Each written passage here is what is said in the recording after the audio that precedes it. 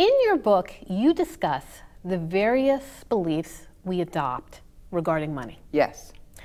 When do we really start forming these beliefs? Well, being a psychologist, I'm going to start with childhood.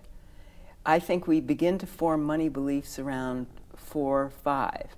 When children are shown money, they play with money, they're learning early math, and it's a great way to make games with kids. That's how we learn the facts and figures of money. And then as kids go into first grade, they get a more elaborate and sophisticated knowledge of the factual part of money. And of course, what I want to emphasize is much more the emotional side of money. And I think children at the same age are very vulnerable to picking up attitudes and strong feelings about money from their parents. They may not know what they're reacting to because they're immature, but they pick it up and they internalize it, and that can form some half-truths which may not serve them well if they grow up and start acting on the half-truths. Now, what do I mean by half-truth? What I mean is a mother might say, money is tight, we have to be very careful. And a child, being much more concrete, could take that in and say, oh my gosh, we don't have enough money, I better be careful with what I ask for, and becomes a very inhibited child to have any needs that are expressed. So basically what you're saying is, even though we're very young, from that age we start to absorb from our whole atmosphere around us. And we pick up, basically, on what we perceive are the tensions our parents are feeling. And they may be wrongly attributed.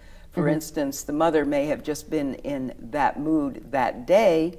The family may have plenty of money, but the child doesn't know that. And that can lead further along as we advance into life to the attitudes as an adult that we adopt ourselves regarding how we relate to money, how we see money. Now, on the other side of it, because I don't want to be entirely negative here, if a family has a lot of security about money and there's pleasure in it for the parents, they enjoy it, they feel secure about it, that attitude will also be passed on. So what you're saying is a child that comes from a more affluent background could, from that emphasis that the parent places on that money, they could become perhaps very inhibited or guilty more, perhaps experience the feeling of guilt when they're around others that don't have perhaps the same. That could be, but I want to clarify something here. It's the atmosphere in the home regardless of how much money you have. I know families that would be considered poor, but they live within their means and they're very secure about what they have. They can pass on a very positive attitude about money. I know a lot of people who are affluent who never feel that they have enough, and they can pass on tremendous pressure about having more and more money and have very high expectations for their kids that may not be in the kids' best interest. But you're also right that when children get to be adolescents and they get to go to school in high school, then they start comparing themselves with each other, and the peer group is so important that they start making comparisons. So if somebody comes from a poorer background and are with wealthier kids, that can be very, very difficult for especially the one who doesn't have as much. Now, I also noticed that you discuss the tendency we have to associate money with power. Why do we associate money with power, and can that be dangerous?